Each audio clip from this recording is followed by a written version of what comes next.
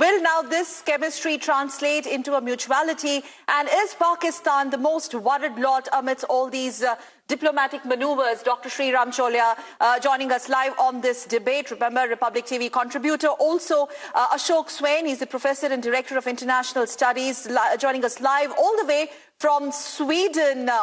Professor Swain, many thanks for joining us. I'm very glad to have on the show also, all the way live from Geneva, Republic TV's advisor, Chitra Subramaniam. I'm going to go across to Dr. Sreeram Chaulia first up. Just to quickly sum up, positioning of India, or repositioning or realignment as many would call, when it comes to this being seen as a blueprint for the next 10 years or 15 years of Sino-Indian ties. Are we reading too much into it, especially when many say that Pakistan is very, very uncomfortable, the way the both leaders we saw interacted with each other rather? Yeah, Sakal, I think India has risen in stature under Prime Minister Narendra Modi's leadership, and the Chinese are in a way acknowledging it by according this, what the Prime Minister mentioned, the unique honor of being received outside Beijing twice by Xi Jinping. He's the only Indian to do so. And I think the reason for that is clear, because last year when Doklam happened, we showed a strategic resolve. We stood up to Chinese bullying, and in a way, we convinced them that bullying is not going to work, and that there is a different way of dealing with India, which is persuasion and diplomacy and negotiations. So I think the result is there for us today in Wuhan, because he has been accorded honors equivalent, I would say, to a US president, which, the Chinese usually compare themselves only to the US and think they are the only peers that they need to beat. But I think they have had to reckon with India. They know that India has been refusing to join One Belt, One Road, and has been quite firm on some of our core strategic interests. And China is actually recognizing India's growing international prominence, isn't that so? And Sreeram, no, Sakal, see what we have a counterpoint coming from Dr. Chaulia, please. Yes. No, see, we have to position ourselves in a way to become a leading power. And for that, you need national self-confidence. We cannot, simply say that there is still a power gap. This I mean, there is asymmetry. China is definitely here more powerful than India. But I think with the right kind of alliance formations and multilateral, plurilateral diplomacy, we can actually put up a decent resistance in the Indian Ocean region and beyond, where we are being challenged and threatened by Chinese encroachment. I think we should not be in a hunky-dory situation where we believe that all will be fine between us. I agree with Chitra that we must not trust them, but at the same time, we must go in with a much more self-confidence rather than diffidence, which in the past has, held us back, because the Chinese take advantage. The moment they see weakness, they pounce on you. And I think Modi is showing strength, and that's why he's being taken much more seriously. Professor Swain doesn't agree with you. Professor Swain, you don't agree with Dr. Chaulia?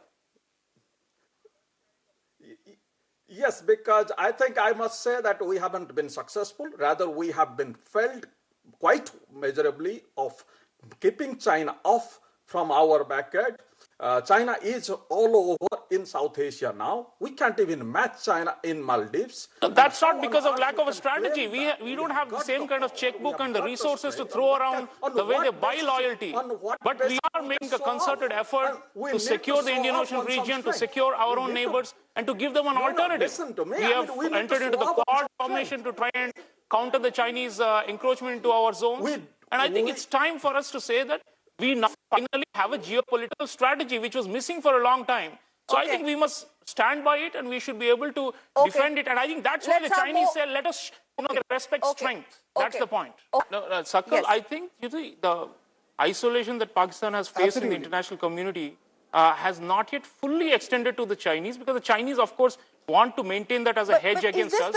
Is this going to be the beginning of that Chinese isolation? I think Prime Minister Modi will, frankly ask Xi Jinping what is needed for them to, reduce their investments in that country, which is, actually a failed state, but where they're investing 60 billion for China-Pakistan economic corridor. You flagged a very pertinent point, but will he?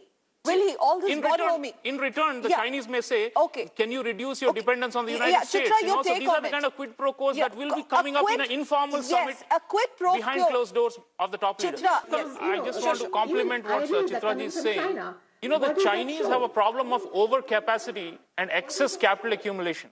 And they are looking for fresh markets where they can export their capital. And that's why they've built this massive Belt and Road initiative. Now that we have said no to it, and that But is are our we red going line. to play to their gallery? We are not going to join Belt Or and they Road. need us more than we need them any which way. No, you see, they do need large growing markets for their surplus capital, for their excess industrial capacity, for the infrastructure building. For all those things, they're looking to expand and go out further. And India is, resisting the One Belt, One Road because it's a unilateral project and it is enclosed. So they're looking for a different way to get us into the loop. And I think Prime Minister is going to be open to attracting more Chinese investment. It's a trickle actually right now. It's just 5 billion, while, they're investing 60 billion in Pakistan. So I think we need to change that. And he's going to ask, I think Modi is going to ask Xi Jinping, why don't you trust us more? Why don't you invest more in us? Why don't we grow together? But is it about China? There's a lack of geostrategic sense in happened what now? you're saying, because we need to signed have a the lever to be able to bargain with the Chinese. If we didn't have LEMO, or if we didn't have defense cooperation with the United States, we don't. the Chinese We would don't. take us far With less seriously. signing LEMO, You need to show you see- flexibility and No, maneuverability LEMO- in diplomacy. And that's what Narendra And Modi do has you done in think- the last 4 Do years. you think America is coming And to... that's why do we've you been think taking more America seriously. will ever Without come the to United your States, rescue? one-on-one, Do you think we America are very, will very ever weak come with to your China. rescue? You And will we fight cannot with allow this China? to happen. That's absolutely That's why we need ridiculous to think show that way. greater Okay. strategic America will flexibility. never come That's up what to- gives us Listen, a bargaining position with the Chinese.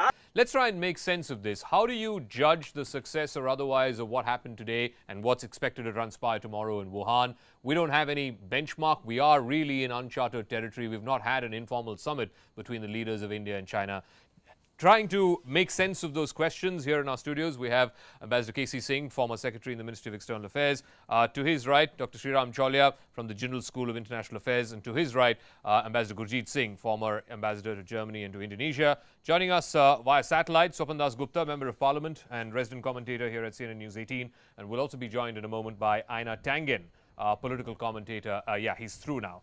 Dr. Chaulia, in terms of whether this was brought about by domestic factors, obviously nobody wants a Doklam 2 to happen, right?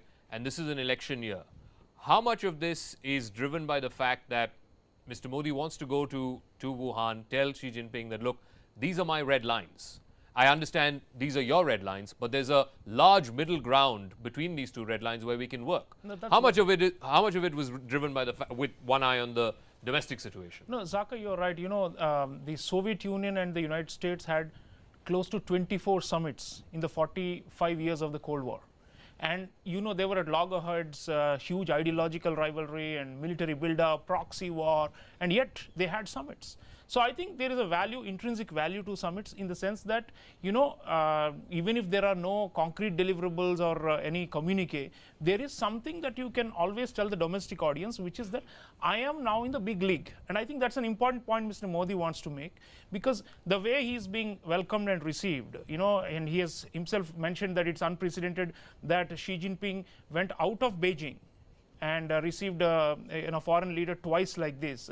And what he's signaling back home, I think, is saying that, listen, we are of course still far behind China in material capabilities, in military and economic might, but they are growing to recognize our mettle and our firmness. And no, but what do they want? Why are they rolling out the red carpet? Well, I mean, obviously they want something. They're not going to do this for charity. It's clear they are saying they're juxtaposing it with the trade war with Trump. And I think the fear is that the old containment strategy of the United States, which will rope in India, will again form. But although Trump has not shown the kind of discipline, the geopolitical grand strategy, there's a threat lurking for the Chinese. Already the economic war has started with China. If it goes further and builds up into a kind of a phalanx formation to try and encircle and contain China, they wouldn't want it. And so I think they are going to want to give some assurances to India saying, listen, we may step back on some of the matters which are of high concern to you, and foot off the pedal. You also try and give us some confidence with regard to your what they think is a possible alliance or India being used as a pawn by the United States. Okay. On the point Einar made, of course there are commonalities, and they are stressing them. The leaders are mentioning that together we constitute this much % of the world's population and so on. And of course both of them are in one way united on the issue of opposing trade protectionism of Trump and so on. But I think we ought to be realistic. The South-South cooperation angle to India-China relations must be tempered with a heavy dose of realism, because there is also a lot of strategic competition which cannot be denied. Only emphasizing the shared, prosperity and also on, makes for good rhetoric and for good communiques. Okay. But underneath that lies still but big residue of suspicion that cannot be overcome so quickly. Sopandas Gupta, but you said you believe that India is ready for the BRI if this sovereignty question is addressed, if they reroute it through some other territory which is not disputed between India and Pakistan, then India will not have a problem with BRI. I believe that is the demand in India in many places. No, Zaka, I think the rerouting has to be more comprehensive. We have a problem with, the string of pearls strategy, and if they actually reroute it, not just cut off the CPEC, but also leave alone Bangladesh and Sri Lanka and Maldives and the Indian Ocean region, we will be happy to endorse it. No, hang on.